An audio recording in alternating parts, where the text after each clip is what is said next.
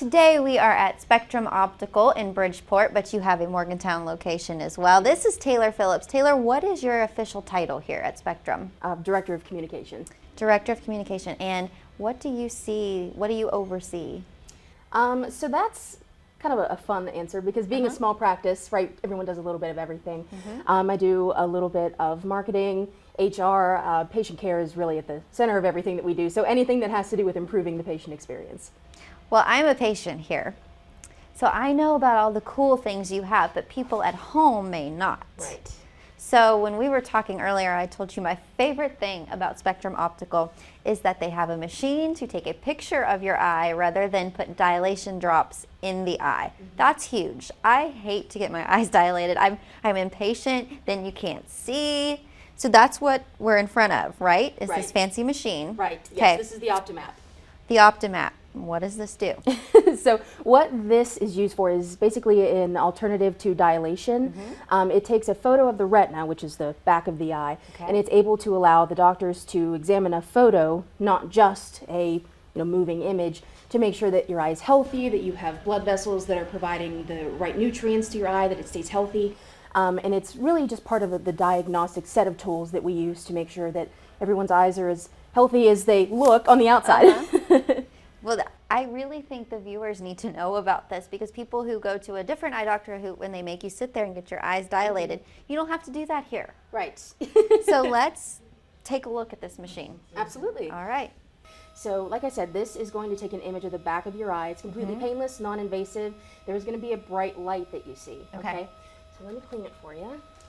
And then what I'm going to ask you to do, we're going to start with your right eye. Okay. So I'm going to have you place your face with the right eye looking in this hole. And I'm going to help direct you so that we get the best image possible, okay? Okay. So we'll let that dry a second. And then I'm going to have you move your face again so that right eye is going to be looking into the hole. Okay? Now I'm going to press your face forward until you see a green light. I see a blue. There's the green light. Very well. There it is. And hold that there. Same thing. There's blue. Okay. There's green. I want you to hold it. Open your eye wide for me. It's a bright flash. Okay. So now I want to show you what this looks like. Wow. So this is actually the inside of your eye. So these are your eyelashes. They're not bugs. Don't worry about that. This bright section you see back here, this is at the back of your eye. We have the optic nerve, which of course goes to the brain. And all of these little red lines are your blood vessels. So what we are looking for is to make sure that there are numerous blood vessels, right, that they're healthy, that they're giving a blood supply to the entire eye, not just portions of it, and that this optic nerve head and another structure that's called the macula are both healthy and easy to identify. So we can see here in the image all of those things that we would have normally seen with dilation. And it was just that easy. There's no more tasks to it, no more steps, and no lasting effects. Seriously, this is awesome.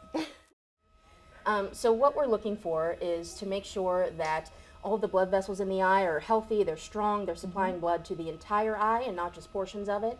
We're also looking at this really lit up sort of green area here in the back. That's the optic nerve. Okay. And we want to make sure that the optic nerve is easily identifiable, but also that it's really, again, getting that good blood supply and that it's very healthy.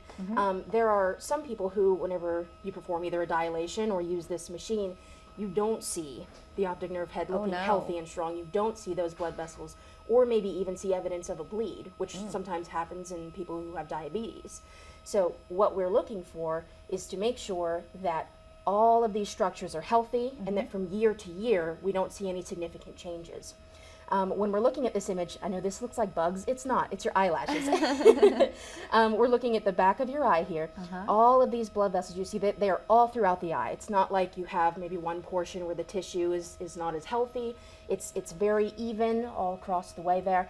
And the optic nerve, which of course we have it zoomed in on here, has a really, really good blood supply. It's very easy to identify within your eye. And everything looks really sort of stellar, for lack of a better word.